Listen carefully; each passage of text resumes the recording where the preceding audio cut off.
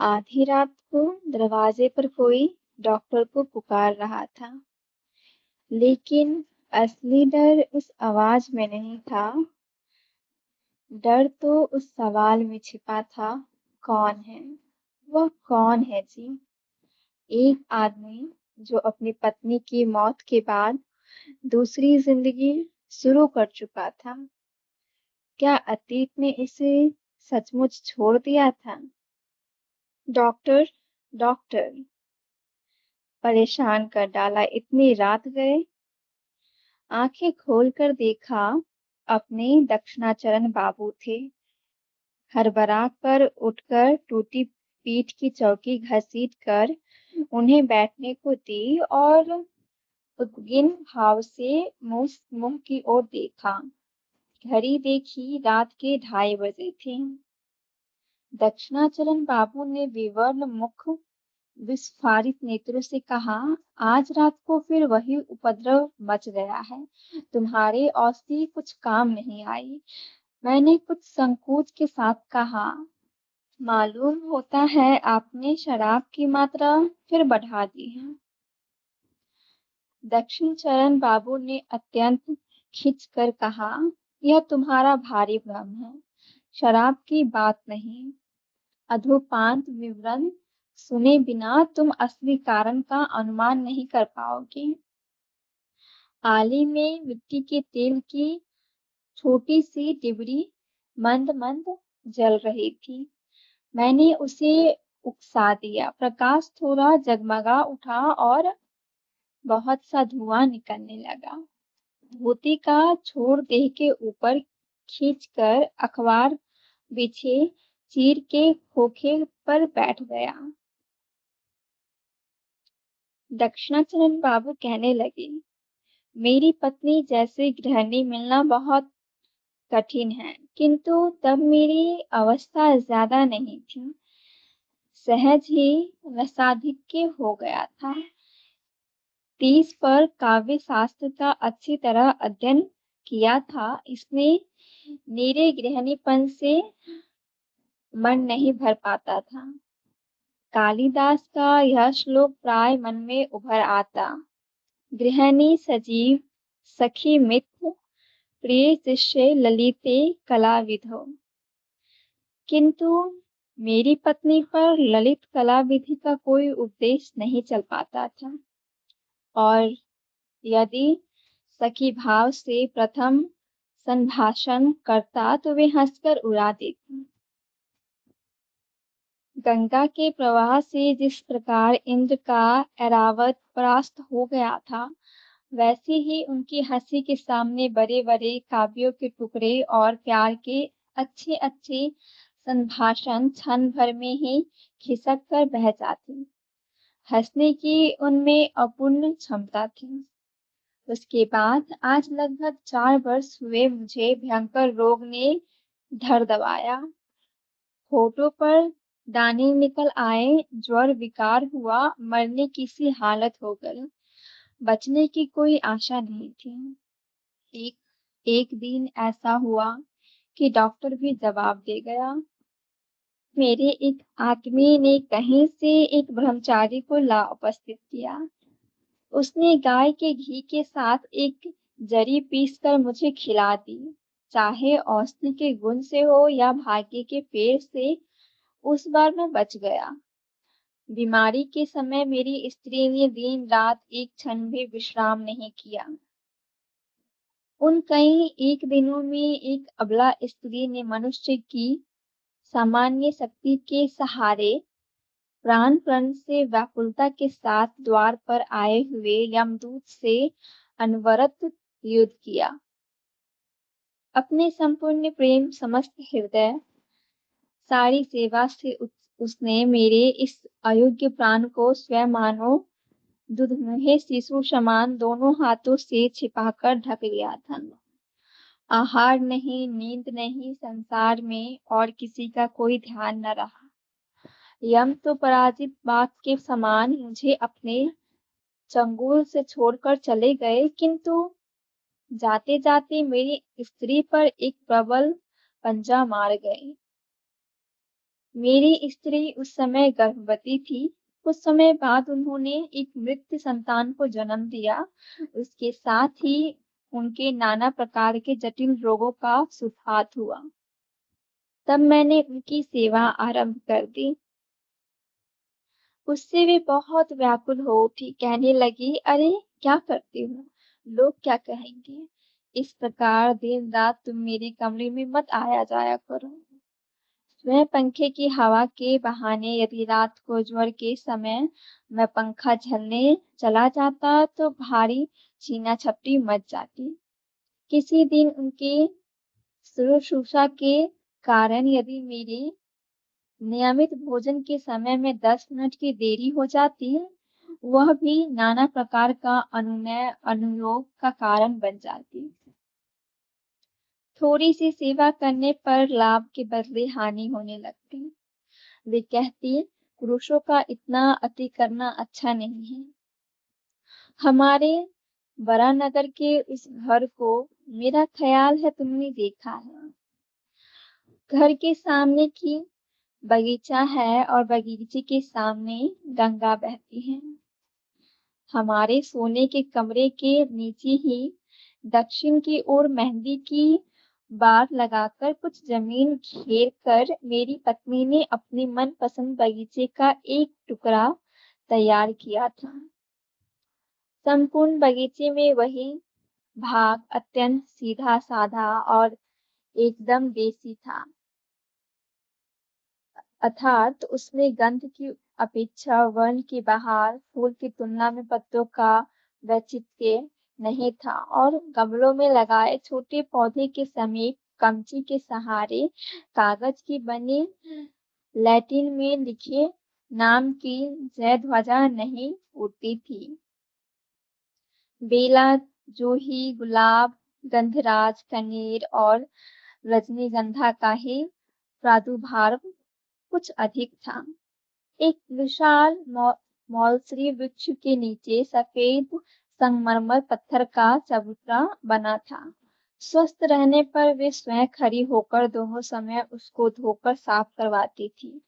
ग्रीष्म काल में काम से छुट्टी पाने पर संध्या समय वहीं उनके बैठने का स्थान था।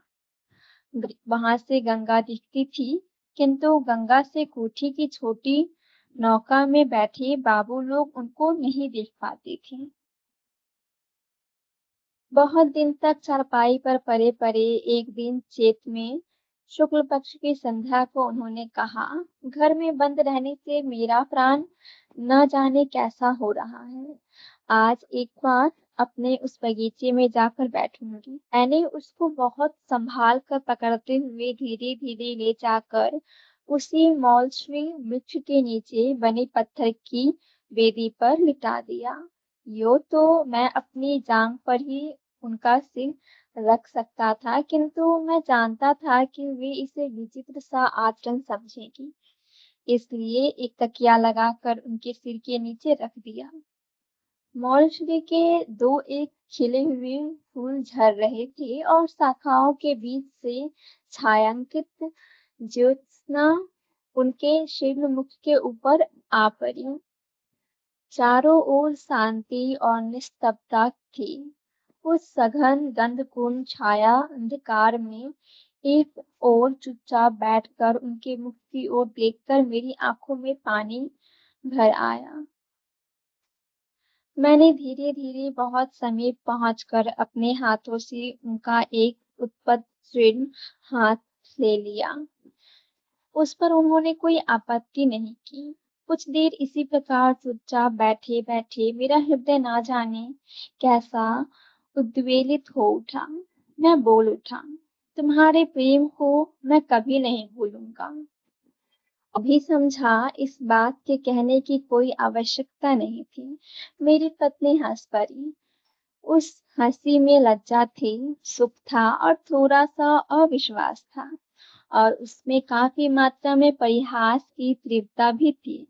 प्रतिवाद स्वरूप कोई बात न कहकर उन्होंने केवल अपनी उसी हंसी से ही व्यक्त किया, किसी दिन भूलोगे नहीं, यह कभी संभव नहीं और मैं इसकी प्रत्याशा भी नहीं करती। इस सुतीक्षण हंसी के भय से ही मैंने कभी अपनी पत्नी के साथ अच्छी तरह प्रेमालाप करने का साहस नहीं किया। उनके सामने न रहने पर जो अनेक बातें मन में आती, उनके सामने जाते ही वे अत्यंत व्यर्थ लगने लगती।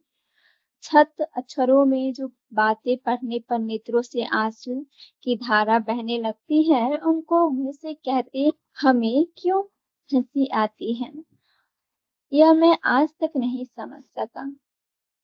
बातचीत में तो वाद प्रतिवाद चल जाता है, किंतु हंसी के ऊपर तर्क नहीं चलता, इसलिए चुप होकर रह जाना पड़ा। ज्योत्सना उज्ज्वलतर हो उठी। एक कोयल बार बार कुहू कुहू करती हुई चंचल हो गई। मैं बैठा बैठा सोचने लगा, ऐसी ज्योत्सना रात्रि में भी क्या पिकवधू बधिर हो गई है। बहुत चिकित्सा करने पर भी मेरी पत्नी का रोग शांत होने के कोई लक्षण नहीं दिखे। डॉक्टर ने कहा, एक बार जलवायु परिवर्तन करके देखना अच्छा होगा।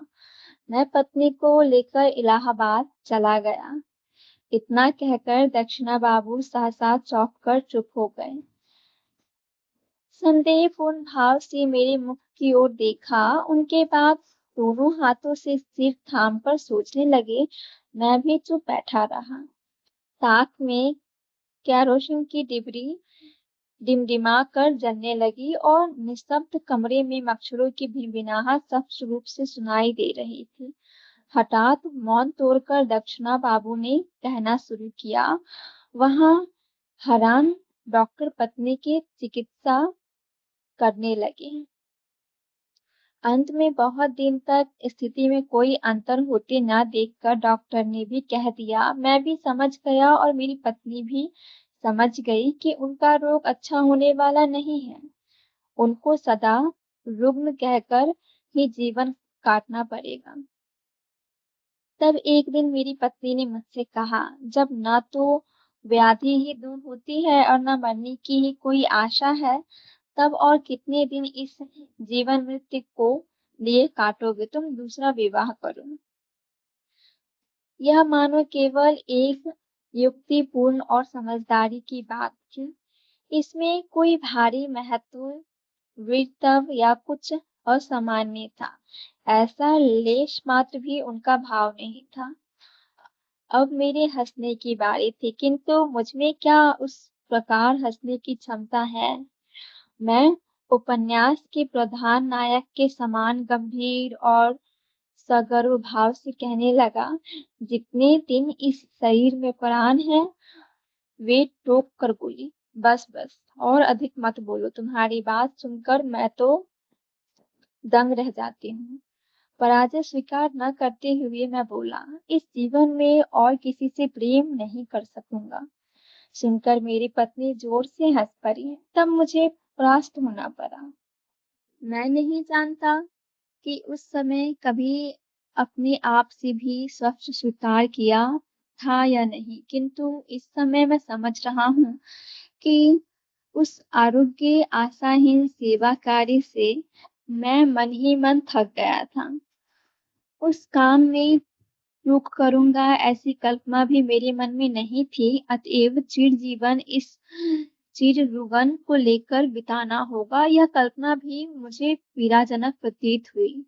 यौवन की प्रथम बेला में जब सामने देखा था, तब प्रेम की कुहक में, सुख के आश्वासन में, सौंदर्य के मरीचिका में मुझे अपना समस्त भावी जीवन खिलता हुआ दिखाई दिया था। अब आज से लेकर अंत तक केवल आशाहीन सुदीर्घ प्यासी मरुभूमि। मेरी सेवा में वह आंतरिक थकान उन्होंने अवश्य ही देख ली थी। उस समय मैं नहीं जानता था, किंतु अब जरा भी संदेह नहीं कि वे मुझे संयुक्त क्षरहीन शिशु शिक्षा के प्रथम भाग के समान बहुत ही आसानी से समझ लेती थी। इसलिए जब उपन्यास का नायक बनकर मैं गंभीर मुद्रा में उनके पास कवित्व प्रदर्शित करने जाता, तो वे बड़े अकृत्रिम स्नेह किंतु अनिवार्य कौतुक के साथ हंस उठती।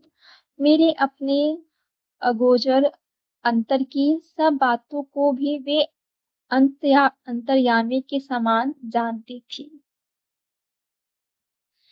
इस बात को सोचकर आज भी लज्जा से मर जाने की इच्छा होती है। डॉक्टर हरान हमारे सब जाते थे। उनके घर प्राय मेरा निमंत्रण रहता। कुछ दिनों के आने जाने के बाद डॉक्टर ने अपनी कन्या के साथ मेरा परिचय करा दिया। कन्या अविवाहित थी, उसकी उम्र 15 की रही होगी। डॉक्टर ने कहा कि उनको मन के अनुकूल पात्र नहीं मिला, इसलिए उन्होंने उसका विवाह नहीं किया। किंतु बाहर के लोगों से अफवाह सुनता कन्या के कुल में दोष था, किंतु और कोई दोष नहीं था। जैसी सुंदर थी वैसी ही सुशिक्षित। इस कारण कभी-कभी एकाध दिन उनके साथ नाना विषयों पर आलोचना करते-करते घर लौटते मुझे रात हो जाती। पत्नी की औषधि देने का समय निकल जाता। वे जानती थी कि मैं डॉक्टर के घर गया हूँ, किंतु उन्होंने एक भी दिन विलंब के कारण के विषय में प्रश्न तक नहीं किया। मरुभूमि में फिर एक बार मरीचिका दिखाई देने लगी। तृष्णा जब गले तक आ गई थी, तभी आंखों के सामने लबालब स्वच्छ जल कल-कल, छल-छल करने लगा। इस स्थिति में मन को प्राणपण से रोकने पर भी मोड़ नहीं सका। रोगी का कमरा मुझे पहले से दोगुना निरानंद लगने लगा। तब सेवा करने और औषधि खिलाने का नियम सब प्राय भंग होने लगा। डॉक्टर हरान बीच-बीच में मुझसे प्राय कहते रहते, जिनका रोग अच्छा होने की कोई संभावना नहीं है, उनका मरना ही भला है। क्योंकि जीवित रहने से उनको स्वयं भी सुख नहीं मिलता और दूसरों को भी दुख होता है। साधारण रूप से ऐसी बात करने में कोई दोष नहीं, तथापि मेरी स्त्री को लक्ष्य करके इस प्रकार के प्रसंग का उठाना उनके लिए उचित न था। किंतु मनुष्य के जीवन मरण के विषय में डॉक्टरों के मन ऐसे अनुभूति सुन होते हैं कि वे ठीक प्रकार से हमारे मन की हालत नहीं समझ सकते। सहसा एक दिन बगल के कमरे से सुना, मेरी पत्नी हरान बाबू से कह रही थी, डॉक्टर फिजूल में इतनी औषधियाँ खिला-खिला कर औषधालय का कर्ज क्यों बढ़ा रहे हो? जब मेरी जान ही एक लाइलाज बीमारी है, तब कोई ऐसी दवा दो कि यह जान ही निकल जाए और जान छूटे। डॉक्टर ने कहा, छी, ऐसी बातें ना करें। यह सुनकर मेरे हृदय को एक बारगी बड़ा आघात पहुंचा। डॉक्टर के चले जाने पर मैं अपनी स्त्री के कमरे में जाकर उनकी चारपाई के सिरहाने बैठ गया। उनके माथे पर धीरे-धीरे हाथ फेरने लगा। वे बोली, यह कमरा बड़ा गर्म है, तुम बाहर जाओ। टहलने जाने का समय हो गया है। थोड़ा टहलने बिना रात को तुम्हें भूख नहीं लगेगी। टहलने जाने का अर्थ था डॉक्टर के घर जाना। मैंने उनको समझाया था कि भूख लगने के लिए थोड़ा टहल लेना विशेष आवश्यक है। आज मैं निश्चयपूर्वक कह सकता हूँ, वे प्रतिदिन की मेरी इस छलना को समझती थी। मैं ही निबोध था, जो सोचता था कि ये निबोध हैं। यह कहकर दक्षिणाचरण बाबू हथेली पर सिर टिकाए बहुत देर तक मौन बैठे रहे। अंत में बोले, मुझे एक गिलास पानी ला दो। पानी पीकर कहने लगी, एक दिन डॉक्टर बाबू की पुत्री मनोरमा ने मेरी पत्नी को देखने के लिए आने की इच्छा प्रकट की। पता नहीं क्यों उनका यह प्रस्ताव मुझे अच्छा नहीं लगा, किंतु प्रतिवाद करने का कोई कारण नहीं था। वे एक दिन संध्या को मेरे घर आ उपस्थित हुई। उस दिन मेरी पत्नी की पीड़ा अन्य दिनों की अपेक्षा कुछ बढ़ गई थी। जिस दिन उनका कष्ट बढ़ता, उस दिन वे अत्यंत स्थिर और चुपचाप रहती, केवल बीच-बीच में मुठिया बज जाती और मुंह नीला हो जाता। इसी से उनकी पीड़ा का अनुमान होता। कमरे में कोई आहट नहीं थी, मैं बिस्तर के किनारे चुपचाप बैठा था। उस दिन टहलने जाने का मुझसे अनुरोध करे इतनी सामर्थ्य उनमें नहीं थी। या हो सकता है मन ही मन उनकी रही हो कि अत्यधिक कष्ट के समय मैं उनके पास रहूं। चौंध न लगे इससे केरोसिन की बत्ती दरवाजे के पास थी। कमरा अंधेरा और निस्तब्ध था। केवल कभी-कभी पीड़ा के समय कुछ शांत होने पर मेरी पत्नी का दीर्घिनी विश्वास सुनाई पड़ता था।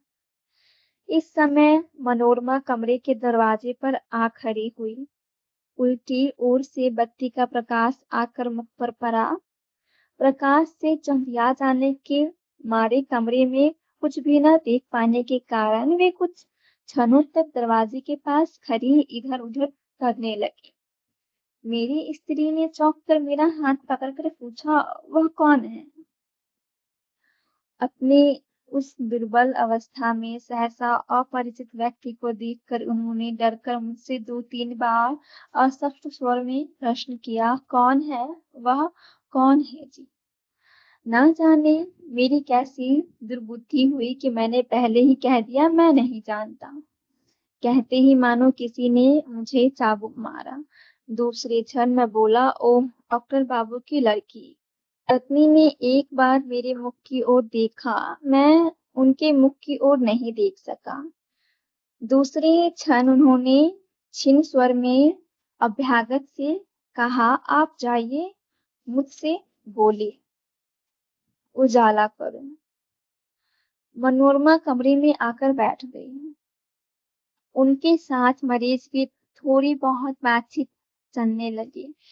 इसी समय डॉक्टर बाबू आ उपस्थित हुए। वे अपने औषधालय से 2 शीशी औषधि साथ लाए थे। उन शीशियों को बाहर निकालते हुए वे मेरी पत्नी से बोले, यह नीली शीशी मालिश करने के लिए और यह खाने के लिए।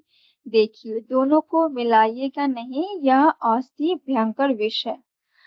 मुझे भी एक बार सावधान करते हुए दोनों दवाइयों को चारपाई के पास मेज पर रख दिया। विदा लेते समय डॉक्टर ने अपनी पुत्री को बुलाया। मनोरमा ने कहा, पिताजी मैं यहाँ रह जाऊं, साथ में कोई महिला नहीं है, उनकी सेवा कौन करेगा? मेरी स्त्री व्याकुल हो उठी, बोली, नहीं नहीं, आप कष्ट न कीजिए।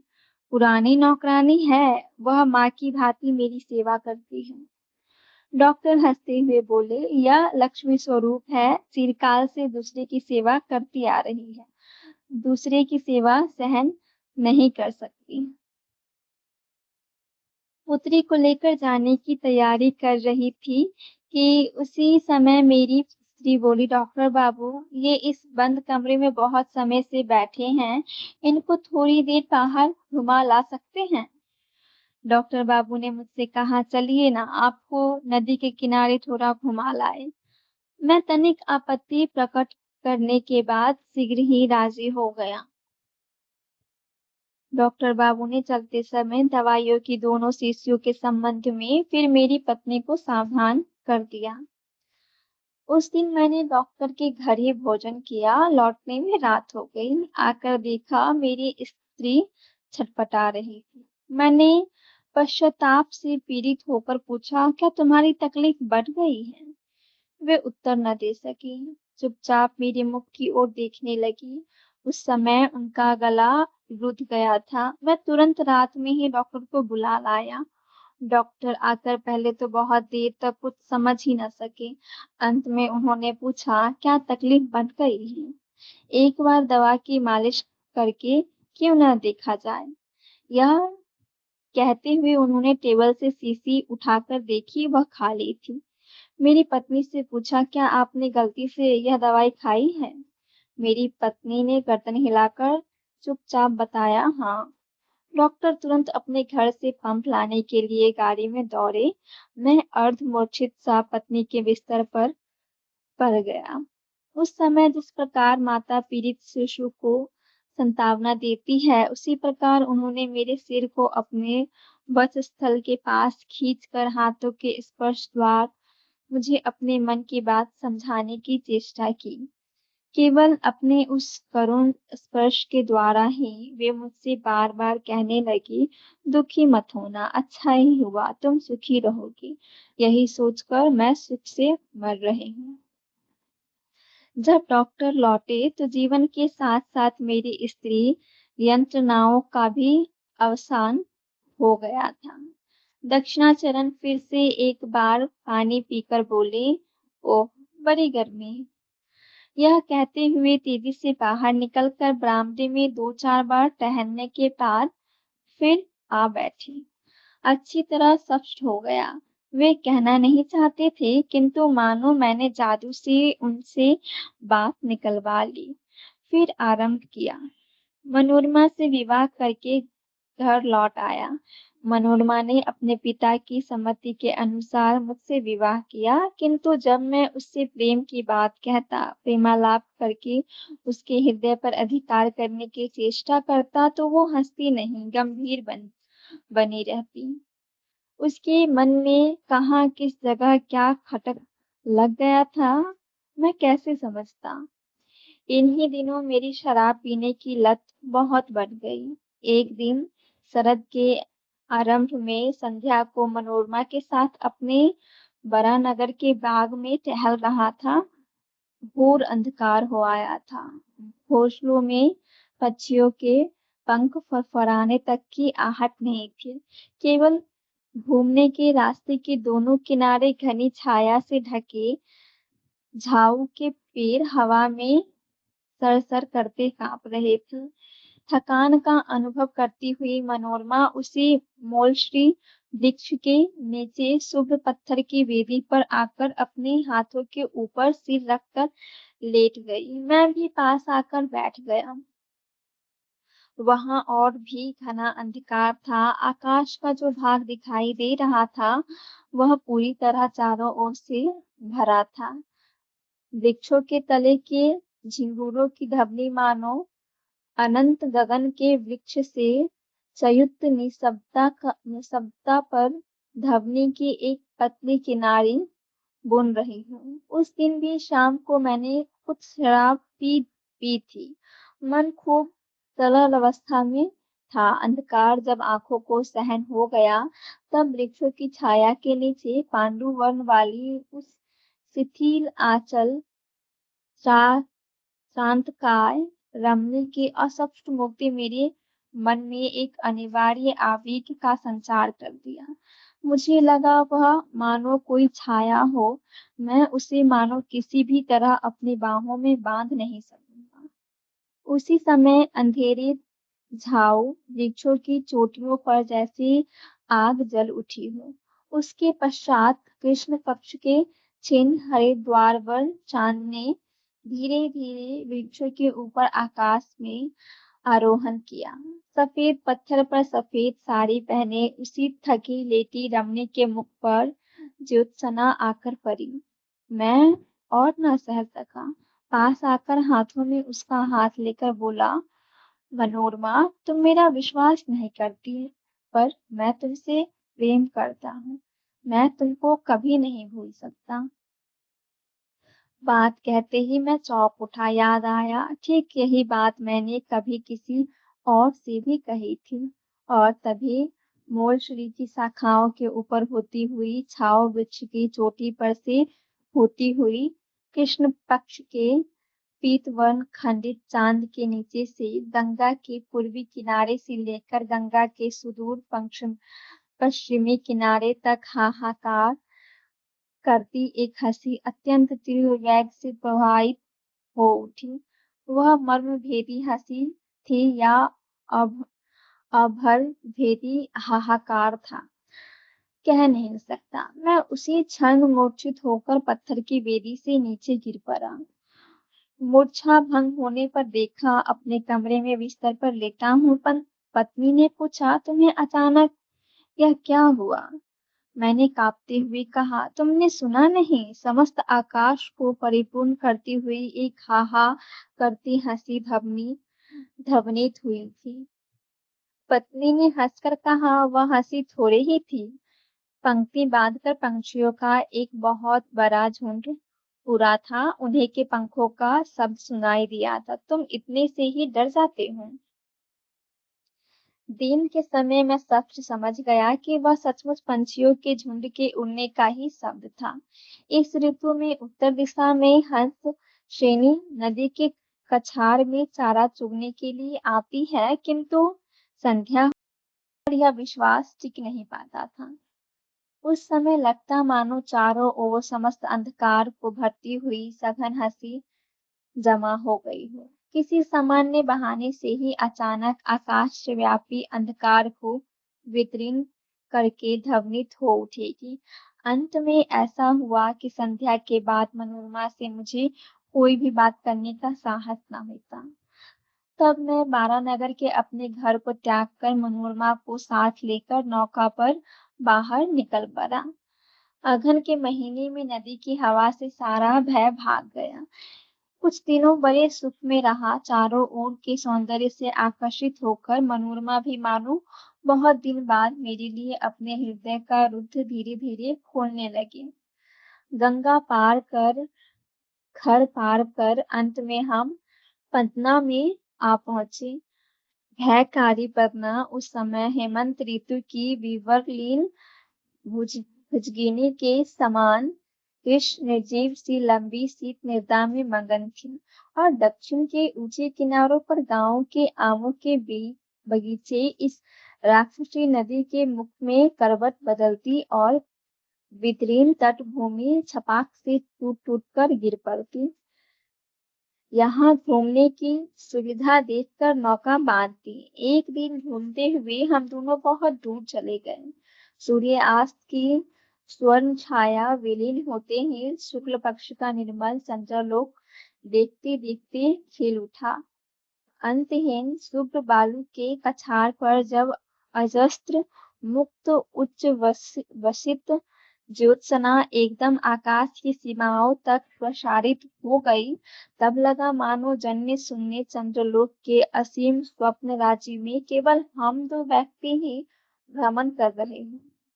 एक लाल शॉल मनोरमा के सिर से उतरता उसके मुख को वैशिष्ट करते हुए उसके शरीर को ढके हुए था। निस्तब्धता जब गहरी हो गई, केवल सीमाहीन दिशाहीन शुभ्रता और शून्यता के अतिरिक्त जब और कुछ भी न रहा, तब मनोरमा ने धीरे धीरे हाथ बढ़ाकर जोर से मेरा हाथ पकड़ लिया। अत्यंत पास आकर वह मानो अपना संपूर्ण तन मन जीवन यौवन मेरे ऊपर डालकर एकदम निर्भय होकर खड़ी हो गई।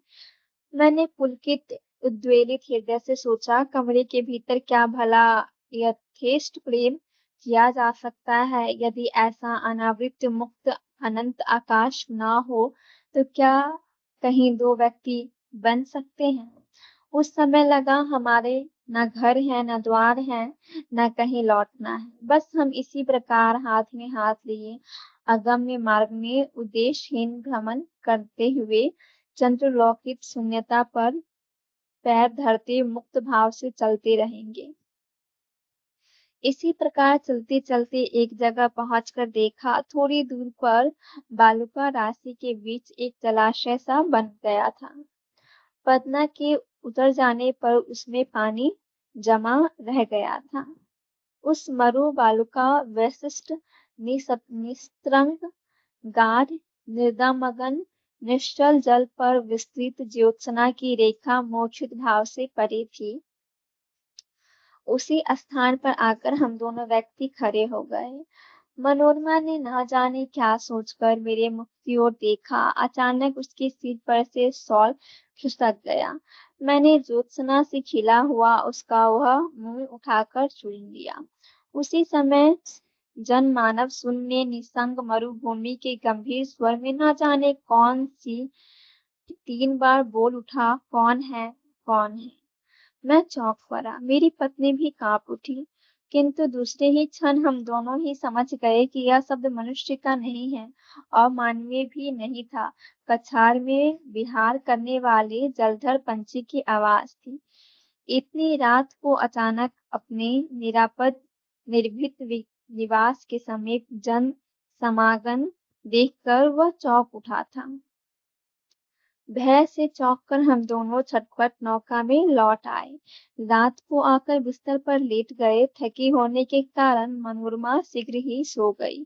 उस समय अंधकार में न जाने कौन मेरी मसहरे के पास खड़ा होकर सुप्त मनोरमा की ओर एक लंबी जीर्ण अस्थिर पिंजर मात्र उंगली दिखाकर मानो मेरे कान में बिल्कुल चुपचाप अस्फुट स्वर में बार बार पूछने लगी, कौन है?